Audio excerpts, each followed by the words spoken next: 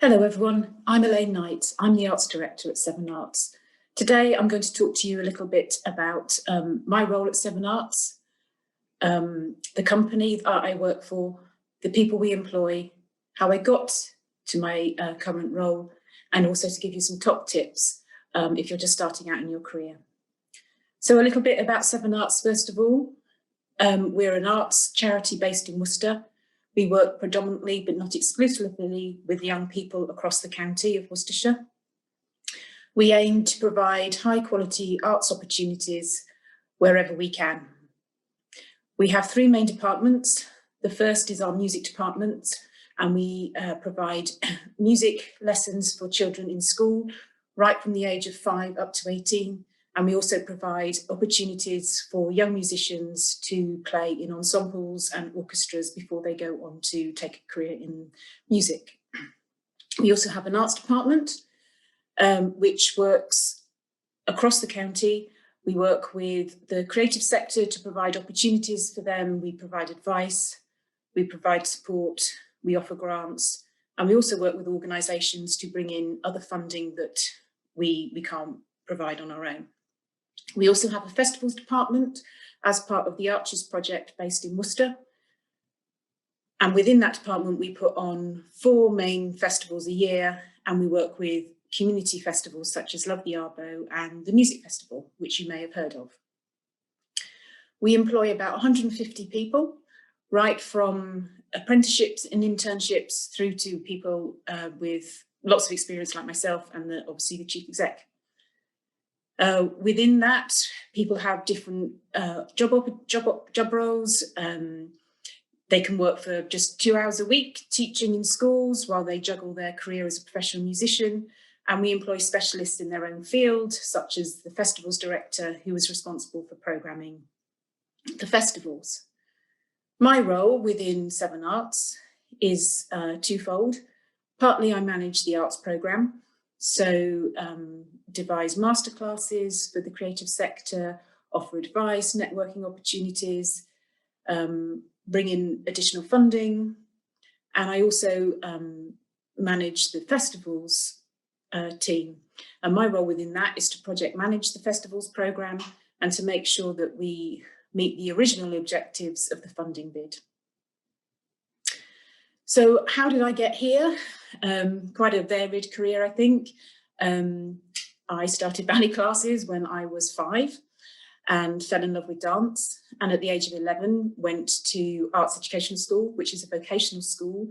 And I was able to manage my ballet training with my formal education. I found the ballet scene, if you like, very competitive, and wanted to find something that was a bit more inclusive. So when I left there, I went on to do a diploma in community dance, which is a creative dance form, which basically is an opportunity for anyone that loves dance to take part. And it's not around competitive training. It's about empowering those who love dance to have opportunities to further their passion. After my diploma, I joined a small company in Scotland, and we toured around the country, taking dance mainly to schools, offering workshops and performing. And for many in rural Scotland, it was their first opportunity to take part in an arts opportunity. So I found that for me, it was very rewarding, and it was something that I wanted to pursue further in my career. So I then moved to Lincolnshire, where I stayed for 25 years. Originally, my role was around teaching dance in the community, making dance accessible to those who maybe thought it wasn't for them, but to take it to places where you wouldn't necessarily think you would see dance. I remember kind of performing in a farm, in a church. So it's kind of breaking down those barriers a little bit around the arts. Over that 25 years in Lincolnshire, I moved up the career ladder, became a manager of a team, and went on to direct that company before I left. When I joined, there were 4 of us, and when I left, there were 50 of us. And that was partly due to demand, partly to do with opportunities that came around.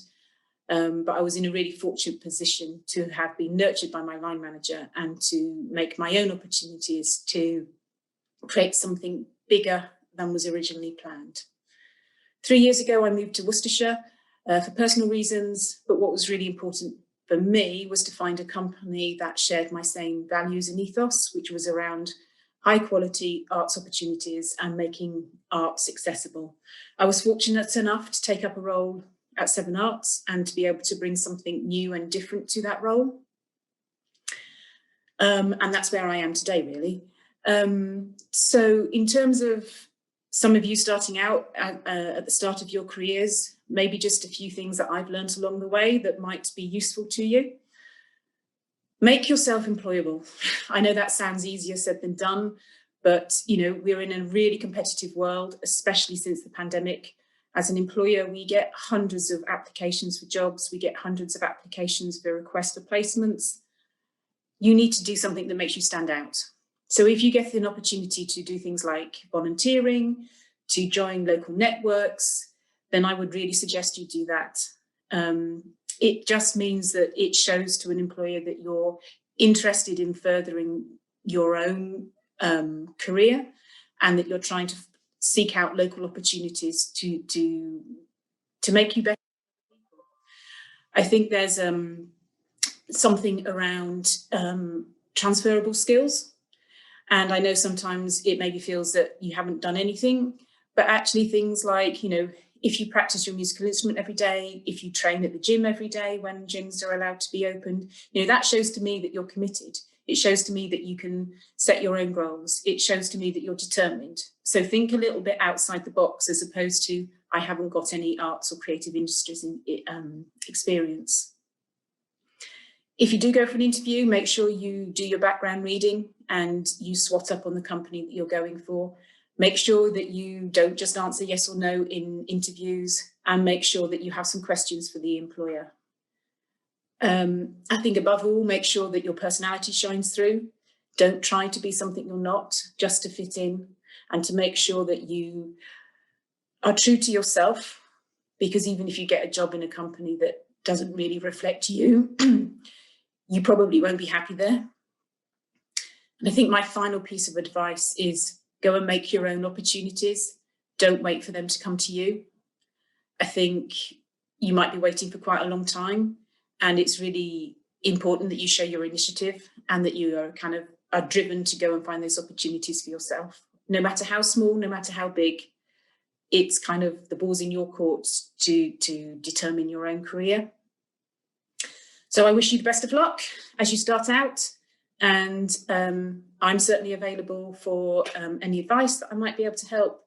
And I just hope that you are able to fulfill your own potential and your own dreams and hopes in the future. Thank you.